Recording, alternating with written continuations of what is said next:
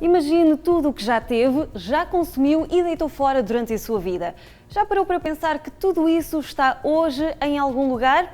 Todas as ações que nós temos têm um impacto no nosso planeta. E é disso mesmo que hoje vamos falar no nosso programa. Seja bem-vindo ao Body and Soul.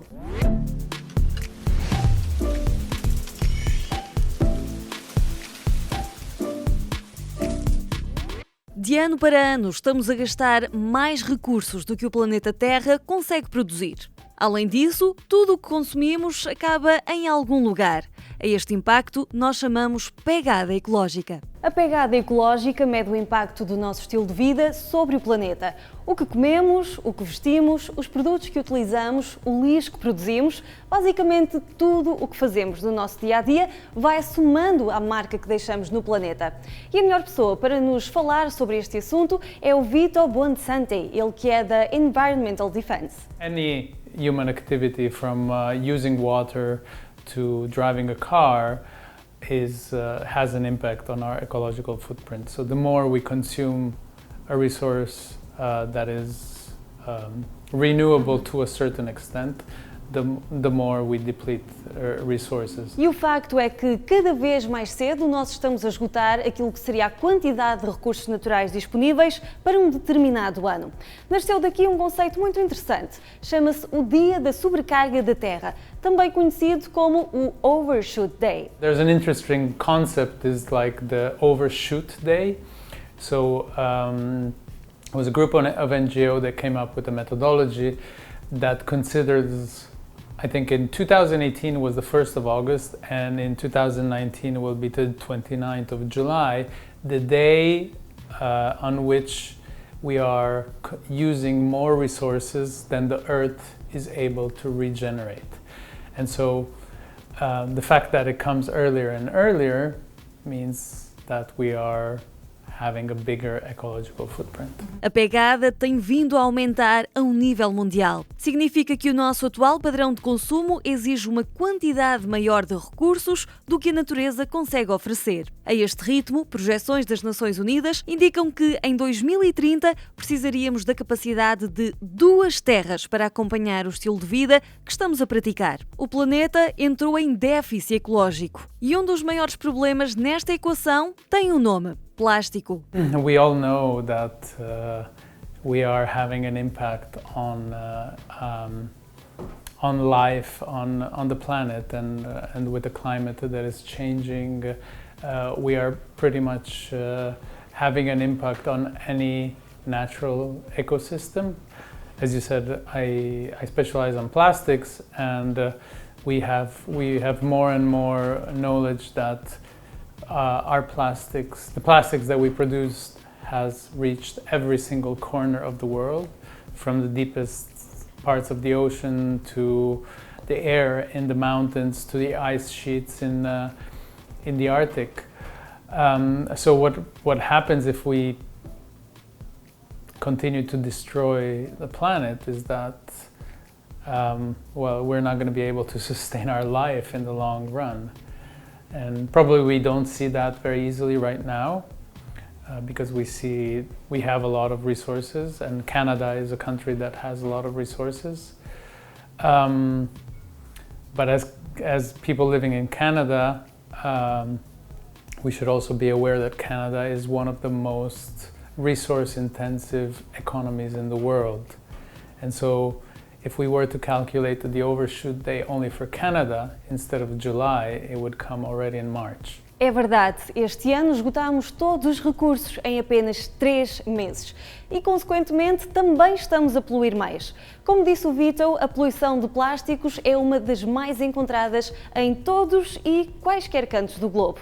Mas, afinal, por que é que se utiliza tanto este material? Plastics is a fantastic material because it's durable and it's cheap, and it largely made our life better, but we never thought about the consequences. And so when plastic were invented, they were used a lot to substitute materials that were of from animal sources. So for example, one big problem that we had 60 or 70 years ago is that we used like ivory from elephant bones to make things like billiard balls or piano keys, or we used wood to make windows and flooring, etc. Plastic changed that. O plástico trouxe, de facto, vários benefícios, tanto para nós, seres humanos, como para muitos animais. Só que a longo prazo tornamos este material num inimigo gigante. The problem is that right now we're using more and more plastic for things that are not durable. So like when we buy a candy bar, we're using a plastic wrapper, and the candy lasts a couple of minutes. That plastic will last decades or even centuries. So that's a bit of the idea of like try to live sustainably, is like try not to leave too many traces of our human activities, and that's a bit summarizes the concept of our ecological footprint. Quando o deitamos fora, o plástico é um material que persiste no meio ambiente durante anos e anos. E quando finalmente se decompõe, ele transforma-se em pequenos pedaços. São chamados os microplásticos. Estas partículas entram na nossa comida, na nossa água e, consequentemente, também no nosso próprio corpo. E talvez agora possamos pensar, mas nós estamos a reciclar, certo? Então o que é que está a acontecer afinal? We probably all have heard of the idea of reducing, reusing, and then at the very end there should be recycle. The 3 R's. The 3 R's, right? But I rarely hear really about reduce, almost ever hear about reuse, and all we hear about is recycle. And why is that? Because, well, it serves the purpose of consumption. Like we use we get a takeaway container and we throw it in the garbage, and we wish that that's going to become another container again. Unfortunately, that happens very, very little. Recycling does happen and does work, but for a limited amount of plastics and a limited amount of items. And if we have too much plastics, as we have now, and too many different kinds of plastics, we're not going to get that level of recycling. So now we know that Canada only recycles 9% of all the plastic waste that it generates.